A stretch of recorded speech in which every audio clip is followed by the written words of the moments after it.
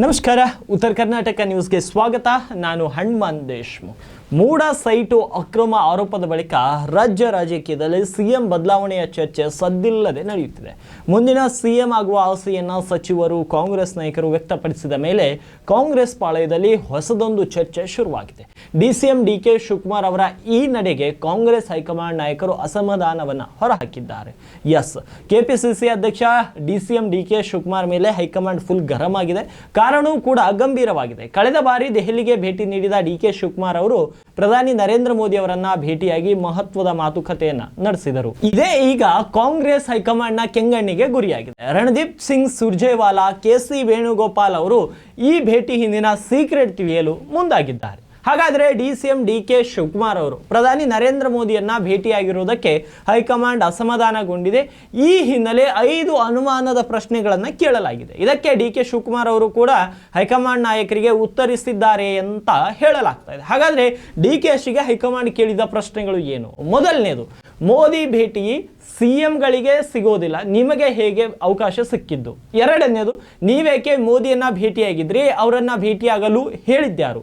ಮೂರನೇ ಪ್ರಶ್ನೆ, ಅವರು ನಮ್ಮ ರಾಜಕೀಯ ಎದುರಾಳಿ, ಈಗ ಅವರ ಭೇಟಿ ಅವಶ್ಯಕತೆ ಏನಿತ್ತು? ಅದೇ ರೀತಿ 4ನೇ ಪ್ರಶ್ನೆ, ರಾಜ್ಯ ಸಂಘಟನೆಯಲ್ಲಿ ಉನ್ನತ ಹುದ್ದೆಯಲ್ಲಿದ್ದೀರಿ, ಅನುಮಾನ ಹುಟ್ಟಿಸುತ್ತದೆ.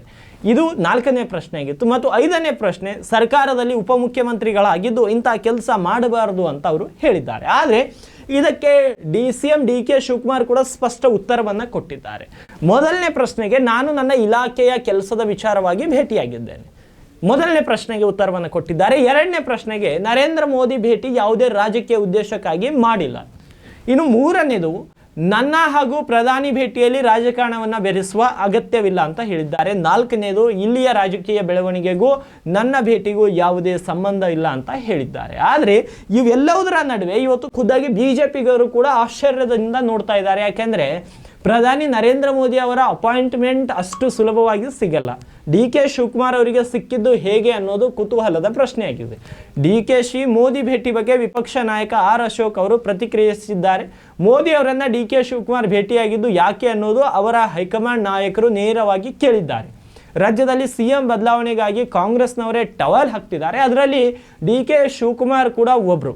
ಸಿಎಂ ರೇಸ್ನಲ್ಲಿ ಇರೋದು ಒಬ್ಬರೊಬ್ಬರದೊಂದು ಒಂದೊಂದು ಮಾರ್ಗ, ಮುಂದೆ ತೊಂದರೆ ಆಗದಂತೆ ಮಾರ್ಗ ಅನುಸರಿಸುತ್ತಿದ್ದಾರೆ ಎಂದು ಮಾರ್ಮಿಕವಾಗಿ ಅವರು ಹೇಳಿರುವಂಥದ್ದು. ಆದರೆ ಡಿಕೆ ಶಿವಕುಮಾರ್ ಅವರು ಆ ಒಂದು ಭೇಟಿ, ಮೋದಿ ಜೊತೆ ಭೇಟಿಯ ವಿಚಾರವಾಗಿ ಕಾಂಗ್ರೆಸ್ನಲ್ಲಿಯೂ ಕೂಡ ಪರ ವಿರೋಧ ಚರ್ಚೆಗಳು ಮತ್ತು ಬಿಜೆಪಿನಲ್ಲಿಯೂ ಕೂಡ ಪರ ವಿರೋಧ ಚರ್ಚೆಗಳು ಏರ್ಪಟ್ಟಿವೆ. ಹಾಗಾದರೆ ಡಿಕೆ ಶಿವಕುಮಾರ್ ಮೋದಿಗೆ ಭೇಟಿ ಮಾಡಿದ್ರಲ್ಲಿ ನಿಮ್ಮ ಅಭಿಪ್ರಾಯವೇನು? ಕಮೆಂಟ್ ಬಾಕ್ಸ್ನಲ್ಲಿ ಕಮೆಂಟ್ ಮಾಡಿ ತಿಳಿಸಿ. ಮತ್ತು ಈ ರೀತಿಯ ಲೇಟೆಸ್ಟ್ ಅಪ್ಡೇಟ್ಸ್ಗಳಿಗಾಗಿ ಚಾನಲ್ಗೆ ಸಬ್ಸ್ಕ್ರೈಬ್ ಮಾಡ್ಕೊಳ್ಳೋದನ್ನು ಮರಿಬೇಡಿ.